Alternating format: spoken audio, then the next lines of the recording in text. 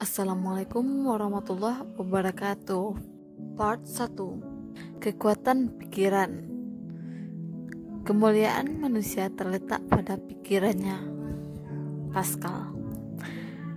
Dalam Al-Khawatir, Syekh Muhammad Mutawalli Al-Sya'rawi mengatakan, pikiran adalah alat ukur yang digunakan manusia untuk memilih sesuatu yang dinilai lebih baik dan lebih menjamin masa depan diri dan keluarganya. Dengan berpikir, kata James Allen, seseorang bisa menentukan pilihannya. Dalam psikologi sosial, ilmuwan mendefinisikan berpikir sebagai bagian terpenting yang membedakan manusia dari binatang, tumbuh-tumbuhan, dan benda mati. Dengan berpikir, manusia bisa membedakan yang bermanfaat dan tidak bermanfaat, antara yang halal dan yang haram, antara yang positif dan yang negatif. Dengan begitu, ia bisa memilih yang cocok bagi dirinya dan bertanggung jawab atas pilihannya. Dalam Quwat al-Tahakkum fi al-Zat, saya mengutip kalimat bijak dari filsafat India kuno. Hari ini Anda tergantung pada pikiran yang datang saat ini. Besok Anda ditentukan oleh kemana pikiran yang membawa Anda. Begitulah kenyataannya. Perasaan dan perbuatan pasti dimulai dari pikiran. Pikiranlah yang menjadi pendorong setiap perbuatan dan dampaknya. Pikiranlah yang menentukan kondisi jiwa, tubuh, kepribadian, dan rasa percaya diri. Dalam Aladdin, faktor karya Jack Canfield dan Mark Victor Hansen, saya menemukan informasi yang menghentak kesadaran.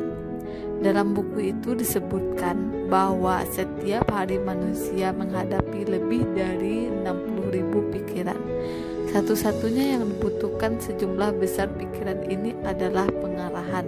Jika arah yang ditentukan bersifat negatif, maka sekitar 60.000 pikiran akan keluar dari memori ke arah negatif.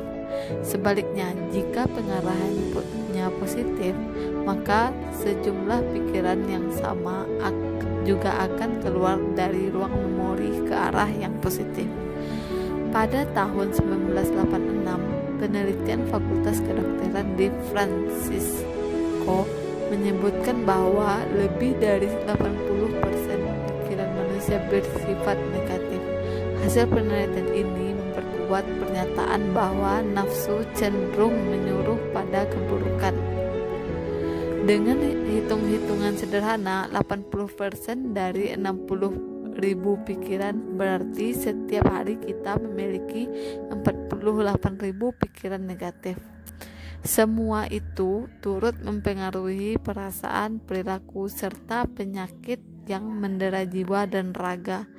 Jika demikian, kita harus ekstra hati-hati dalam memilih pikiran di benak kita. Sekarang saya ingin bertanya, ketika Anda merasa lapar dan di hadapan Anda tersaji 3 menu, makanan rumahan, makanan hotel berbintang 5, dan makanan dari keranjang sampah, mana yang Anda pilih? Ketika pertanyaan ini saya lontarkan dalam seminar dan pelatihan yang saya gelar, tak seorang pun memilih makanan dari keranjang sampah. Ada yang memilih makanan rumahan dan ada yang memilih makanan hotel berbintang. Mengapa demikian? Karena setiap orang sangat memperhatikan kelangsungan hidupnya. Tak seorang pun memilih sesuatu yang berdampak negatif bagi kelangsungan hidupnya. Jika manusia benar-benar tidak ingin meletakkan sesuatu yang berharga berbahaya dalam tubuhnya, mengapa ia mengisi pikirannya dengan hal-hal yang berpengaruh negatif pada setiap aspek hidupnya, termasuk kesehatan jiwa dan raganya? Mengapa ia memberi gizi pikirannya dari keranjang sampah?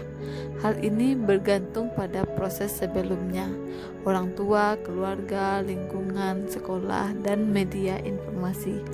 Jadi, kita hampir tidak punya pilihan gizi untuk pikiran dan proses perkembangannya. Kini saatnya kita memilih berbagai pikiran, seperti halnya kita memilih makanan yang kita santap dan pakaian yang kita kenakan. Untuk mewujudkan semua itu, kita harus tetap bertawakal kepada Allah. Kita mulai dari memahami arti pikiran dan kekuatannya. Pikiran adalah kekuatan. Dalam Al-Quran, Allah Subhanahu wa Ta'ala membedakan antara orang yang berilmu dan orang yang tidak. Dia berfirman, "Katakanlah, apakah sama orang-orang yang mengetahui dengan orang-orang yang tidak mengetahui?" Al-Zumar ayat 9. Karena itu, mari kita mulai menjelajahi kekuatan pikiran.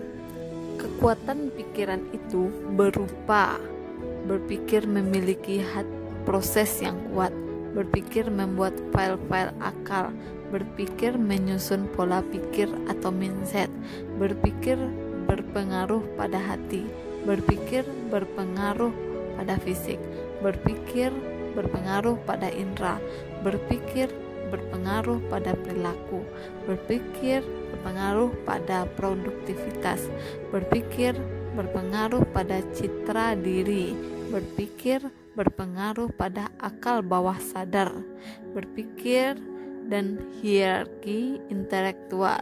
Berpikir melahirkan kebiasaan. Berpikir bisa meningkatkan dan melemahkan kekuatan. Berpikir tidak mengenal waktu.